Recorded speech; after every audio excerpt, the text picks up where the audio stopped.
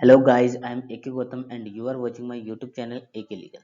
तो दोस्तों, Indian contract act की सीरीज में आज का हमारा टॉपिक है कैपेसिटी टू कॉन्ट्रैक्ट। आज हम वीडियो में पढ़ेंगे कैपेसिटी टू कॉन्ट्रैक्ट, कॉन्ट्रैक्ट करने की कैपेसिटी क्या होती है, कौन कौन कॉन्ट्रैक्ट करने के लिए कॉम्पिटेंट हैं।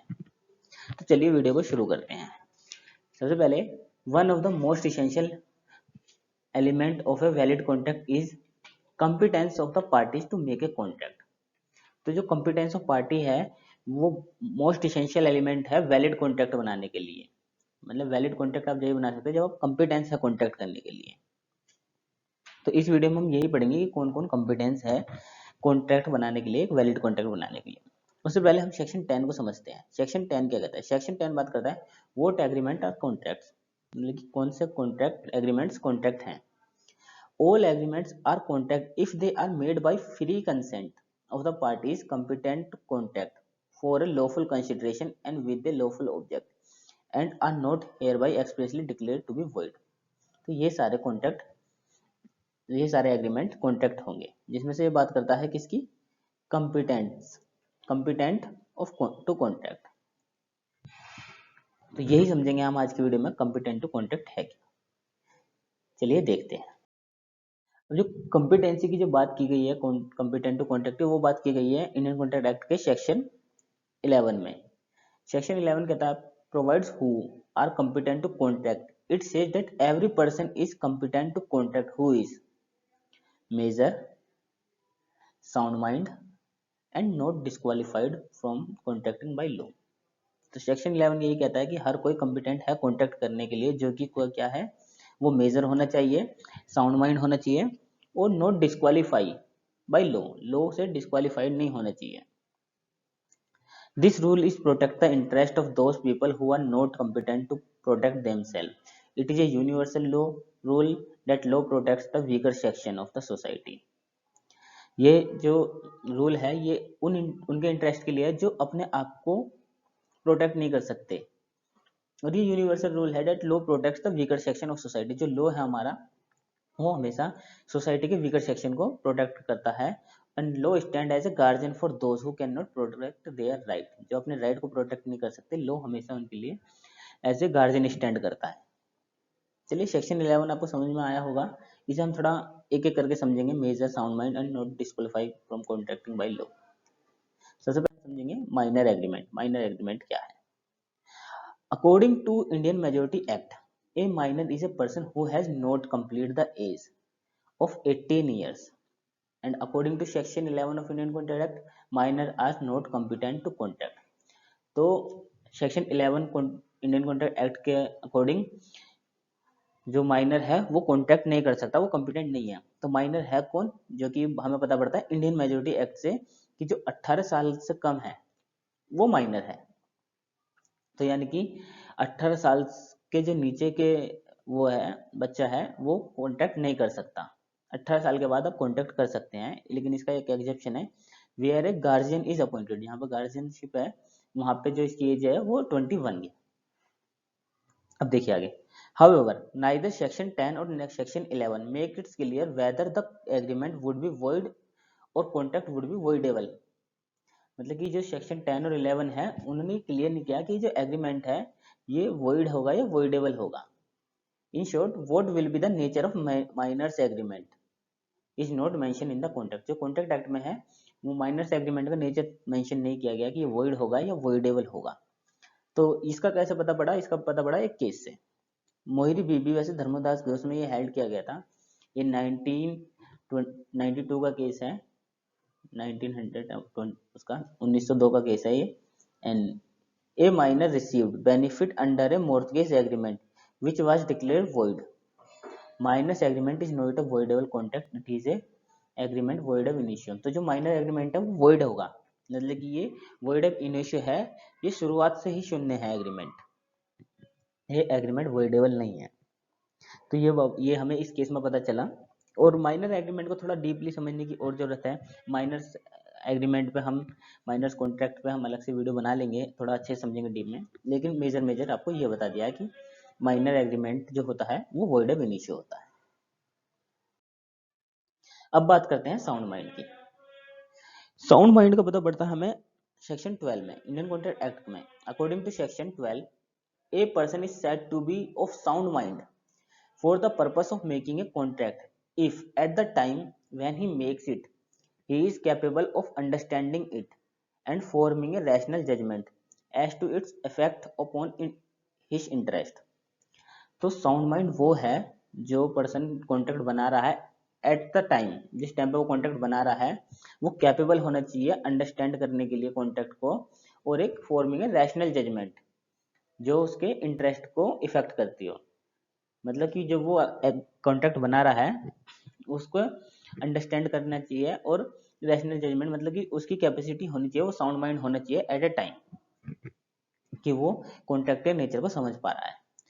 ए पर्सन, इस चीज को भी समझिए, a person who is usually of unsound mind but occasionally of sound mind may make contract when he is a sound mind. मतलब कोई पर्सन है जो यूजुअली अनसाउंड माइंड ही रहता है बट ओकेजनली साउंड माइंड भी होता है, तो वो कॉन्ट्रैक्ट कर सकता है जब वो साउंड माइंड है।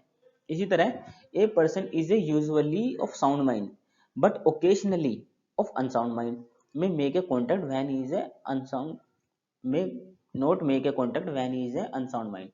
तो जो पर्सन यूजुअली साउंड माइंड रहता है बट ओकेजनली अनसाउंड माइंड रहता है, तो वो जब अनसाउंड माइंड है तब वो कॉन्टैक्ट नहीं कर सकता। इससे ये पता चलती है कि आप कॉन्टैक्ट, आपका साउंड माइंड होना जब जरूरी है जब आप कॉन्टैक्ट कर रहे हैं, पहले और बाद में उससे कोई फर्क नहीं पड़ता। जिस टाइम आप कॉन्टैक्ट कर रहे हैं उस टाइम आप साउंड माइंड होने चाहिए, तो आप कॉम्पिटेंट है कॉन्टैक्ट के लिए।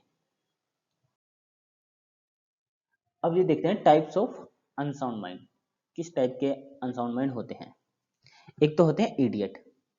इडियट पर्सन वो होते हैं जो by birth he unsound mind होते हैं, बाय बर्थ वो अनसाउंड माइंड होते हैं, उनकी कैपेसिटी नहीं होती कि वो कॉन्टेक्ट कर सकें, वो परमानेंटली अनसाउंड माइंड होते हैं, और जो इनका एग्रीमेंट है वो पूरी तरीके से वॉइड होता है, absolutely void, and he is not personally liable even for the payment of necessary of life supplied. इनकी लाइफ के लिए जो नेसेसरी सप्लाइड होती है उसके लिए भी ये पर्सनली लाइबल नहीं होते। तो ये जो इनका एग्रीमेंट होता है इडियट का, वो वॉइड होता है। डिलीट, अब यह है लूनेटिक। लूनेटिक कौन होते हैं? Lunatic is not a permanent of sound mind. ये परमानेंट अनसाउंड माइंड नहीं होते, कभी कभी ये साउंड माइंड भी होते हैं। तो जिस टाइम पे ये साउंड माइंड है उस टाइम पे ये कॉन्टेक्ट कर सकते हैं। Drunk and delirious person. Drunk and delirious person मतलब कि जो a person delirious from A fever, वो बीमार हो सकता है और ड्रंक है, तो क्या ये मतलब वो नशे में हो सकता है, तो उस टाइम पे वो कांटेक्ट नहीं कर सकता, उस टाइम पे वो कैपेबल नहीं है कांटेक्ट करने के लिए। लेकिन हाँ, जब वो बीमारी से ठीक हो जाता है या जब वो नशे से बाहर हो जाता है तब वो कांटेक्ट कर सकता है, लेकिन उस स्टेट ऑफ माइंड में वो कांटेक्ट नहीं कर सकता। हिप्नोटाइज। हिप्नोटाइज आप जानते होंगे कि अगर कोई किसी को हिप्नोटाइज कर दिया जाता है और जब वो हिप्नोटाइज वाली सिचुएशन में है, जिस टाइम वो अंडरस्टैंड नहीं कर पा रहा कॉन्टेक्ट को, तब वो कॉन्टेक्ट नहीं कर सकता। उसकी कैपेसिटी होनी चाहिए अंडरस्टैंड करने की कॉन्टेक्ट को, तो हिप्नोटाइज है तब भी वो कॉन्टेक्ट नहीं कर सकता। Mental decay. मेंटल डिके मतलब कि अगर वो काफी ओल्ड हो चुका है और ओल्ड एज की वजह से उस वो कैपेसिटी में नहीं है कि वो कॉन्टेक्ट के नेचर को समझ सके, या फिर जब ओल्ड हो गया उसकी हेल्थ थोड़ी इफेक्ट करती है उसको। मतलब कि ये कहने का मतलब है कि जो ओल्ड पर्सन होते हैं वो कांटेक्ट करने के लिए कॉम्पिटेंट होते हैं, लेकिन अगर ओल्डनेस की वजह से, मतलब ओल्ड एज के बाद उन्हें काफ़ी बीमारी लगती हैं, उसकी वजह से वो उनके माइंड पे इफेक्ट करती है कि वो नेचर नहीं समझ पा रहे कॉन्टेक्ट का, तो वो कॉम्पिटेंट नहीं है कॉन्टेक्ट के। लेकिन ओल्ड पर्सन जो है वो वैसे कॉम्पिटेंट है कॉन्टेक्ट के लिए, लेकिन उस ओल्ड एज की वजह से या उन्हें कोई ओल्ड एज में जो पुअर हेल्थ हो जाती है उनको वो इफेक्ट करती है उनके माइंड को, जिस टाइम वो कॉन्टेक्ट को नहीं समझ पाते। जैसे आपने देखा होगा 90-95 के टाइम पे एक स्थिति ऐसी होती है जब जो बूढ़े लोग हैं वो नेचर को समझ नहीं पाते क्या हो रहा है आसपास, तो उस टाइम पे अगर उनसे कोई कॉन्टेक्ट करवा ली जाए तो वो माना नहीं जाएगा। एक जजमेंट भी है इसमें, इन इंदर सिंह वर्सेस परमेश्वर धारी। अब इसमें कोर्ट ऑब्जर्व करता है that a person may to all appearance behave in normal manner but at the same time he may be incapable of forming a judgement of his own as a whether the act is in his interest or not. It must be noted that soundness of mind is required only at the time of making a contract. A person who is usually of unsound mind but occasionally of sound mind make a contract when he is a sound mind. तो इस case में भी ये clear कर दिया जाता है कि जो साउंडनेस ऑफ माइंड की रिक्वायरमेंट है वो एट ए टाइम, कॉन्ट्रैक्ट बनाने के टाइम पे ही जरूरत है। अगर कोई पर्सन यूजुअली अनसाउंड माइंड रहता है बट ओकेजनली साउंड माइंड है, तो वो कॉन्ट्रैक्ट कर सकता है जब वो साउंड माइंड है। कि उसका साउंड माइंड होना एट ए टाइम जरूरी है जब वो कॉन्ट्रैक्ट फॉर्म कर रहा है। साउंड माइंड का आपको कॉन्सेप्ट समझ में आ चुका होगा। अब बात करते हैं पर्सन डिस्क्वालीफाइड बाय लॉ। कौन कौन पर्सन डिस्क्वालीफाइड है बाय लॉ से। सबसे पहले है एलियन इलेमी। अब एलियन कौन होते हैं? एलियन मतलब वो जो फॉरेनर हैं, जो हमारे देश के फॉरेनर, देश के नहीं है, फॉरेनर होते हैं। अब इसमें भी दो होते हैं, एलियन इलेमी और फ्रेंडली इलेमी। फ्रेंडली इलेमी वो होते हैं जिनसे हमारे देश के रिलेशन अच्छे हैं। एलियन इलेमी वो होते हैं जिससे हमारा वार छिड़ा हुआ है, तो वार डिक्लेयर हुआ है, तो वो एलियन इनेमी होते हैं। तो उनके साथ जो है वो डिस्क्वालीफाई होते हैं, भाई लॉ से कॉन्टेक्ट नहीं कर सकते। बट हाँ, अगर सरकार की परमिशन से कुछ एग्जिबिशन के साथ कॉन्टेक्ट किया जा सकता है, पर वो जनरली कॉन्टेक्ट नहीं कर सकते। फॉरेन सॉवरेन्स एंड डिप्लोमेटिक स्टाफ, तो ये कॉन्टेक्ट तो कर सकते हैं, इनके साथ आप कॉन्टेक्ट कर सकते हैं, वैलिड कॉन्टेक्ट, बट इन्हें कोर्ट में शो नहीं कर सकते आप। कोर्ट में शो करने के लिए आपको परमिशन चाहिएगी सेंट्रल गवर्नमेंट की, तब आप जाके इन्हें शो कर सकते हैं कोर्ट में। लेकिन हाँ, इनसे जो कॉन्ट्रैक्ट होता है वो वैलिड होता है।